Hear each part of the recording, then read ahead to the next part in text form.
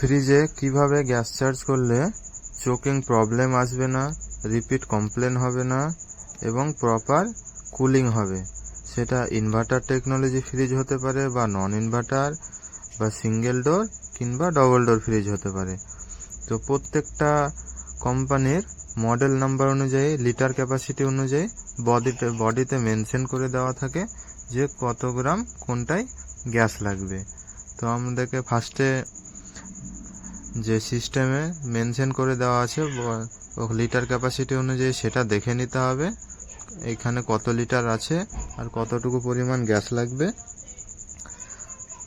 তো আমরা লিটার ক্যাপাসিটিটা এখান থেকে দেখে নিলাম, দেখে নিয়ে এবার গ্যাসের কোয়ান্টিটিটা ওয়েটটা করে নিলাম ক্যান ভালভ অনুযায়ী, ক্যান ভালভ সহ, ক্যান প্লাস সিলিন্ডার সহ। তারপরে এবার সেটা ক্যালকুলেটরে মাইনাস করে নেব যে কতটুকু এটা গ্যাস লাগবে। মাইনাস করে নেওয়ার পরে এবার প্রত্যেকটা ক্যান যখন ফুল লোড থাকবে তখন হচ্ছে মোটামুটি 12 গ্রাম সামথিং গ্যাস যায়, এক পাইপ গ্যাস। যখন হাফের একটু বেশি থাকবে বা ফুলের একটু কম থাকবে তখন মোটামুটি 10 গ্রাম যায়, আর যখন অর্ধেক বা অর্ধেকের নিচে থাকে তখন 8 গ্রাম 7 গ্রাম মতো যায়।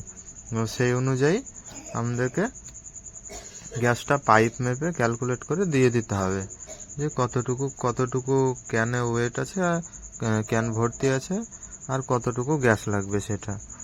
তো ফার্স্টে পাইপের হাওয়াটা ছেড়ে নেব। পাইপের হাওয়াটা ছেড়ে নেওয়ার পরে এক পাইপ থেকে 2 পাইপ মতো গ্যাস দিয়ে মেশিনটাকে রানিং করে নেব। রানিং করে নেওয়ার পর ব্যাক প্রেশারটাও লক্ষ্য রাখবো, আবার কত পাইপ গ্যাস দিচ্ছি সেটাও লক্ষ্য রাখবো। আর গ্যাস চার্জ করার আগে মাস্ট ভালো করে ইউনিটটাকে ফ্ল্যাশিং করে নিতে হবে। ফ্ল্যাশিং করে নেওয়ার পরে ভালো করে ভ্যাকিউম করে নিতে হবে, তারপরে গ্যাস চার্জ প্রসেস স্টার্ট করতে হবে। তাহলে সেই মেশিনে কোনো রিপিট কমপ্লেন আসার চান্স থাকবে না এবং কুলিংটাও প্রপার করবে, একদম নতুনের মতো ঠান্ডা করবে। তো আমরা গ্যাস দিয়ে দিচ্ছি।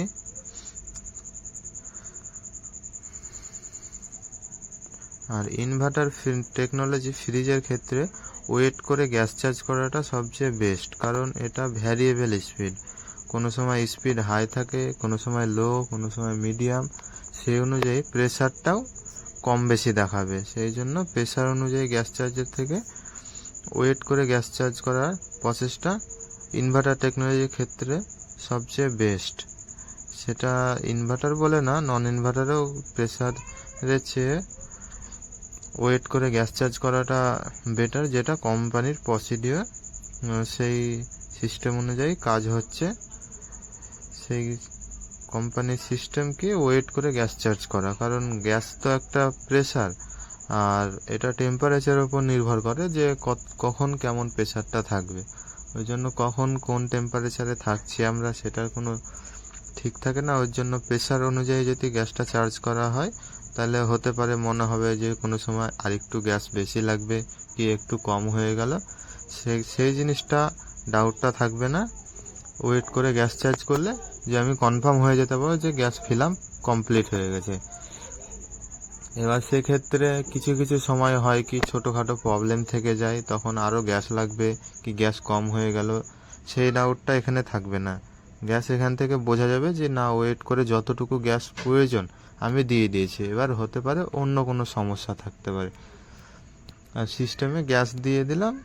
আর গ্যাস দিয়ে যেমন এখন আমরা কি সাধারণত 0 প্রেসার দিয়ে থাকি, কিন্তু ওয়েট করে চার্জ করার পর সিস্টেমে যখন দেখবেন যে গ্যাস ফিল আপ কমপ্লিট হয়ে গেছে তখন কোনোটায় -15, কোনোটায় 20, কোনোটায় 25, কোনোটায় 0, কোনোটায় +5-এও চলে আসে, কারণ ওটা ভ্যারিয়েবল স্পিড, ওটা নির্দিষ্ট কোনো ফিক্সড স্পিড নেই, তার জন্য প্রেসারটাও কম বেশি হতে থাকে। ওর জন্যই বলে থাকি যে ইনভার্টার টেকনোলজি ফ্রিজে অবশ্যই ওয়েট করে গ্যাস চার্জ করা উচিত। তো আমরা গ্যাস দিয়ে দিচ্ছি, গ্যাস চার্জের প্রসেস চলছে।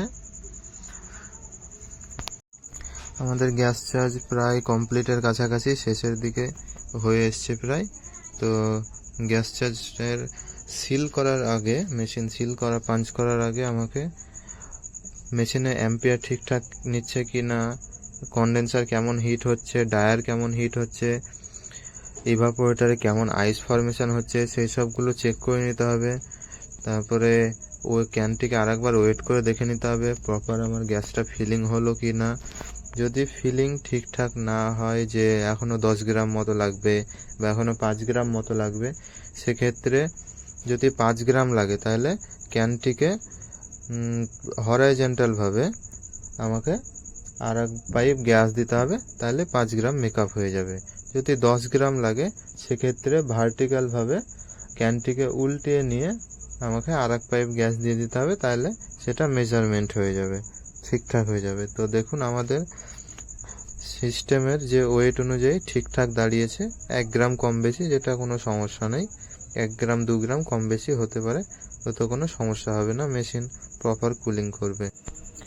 ব্যাক প্রেসারের ব্যাপারটা যেটা বলছিলাম, যে -15, 20, 0, 5, এক্ষেত্রে দেখুন এটাতে -15 ব্যাক প্রেসার দাঁড়িয়েছে। তো দাঁড়ানোর পরে নেক্সট ডে ইন্সপেকশনে দেখুন, পরের দিন যে চেকিং করা হলো, তো আইস ফরমেশনটা জাস্ট একবার দেখুন।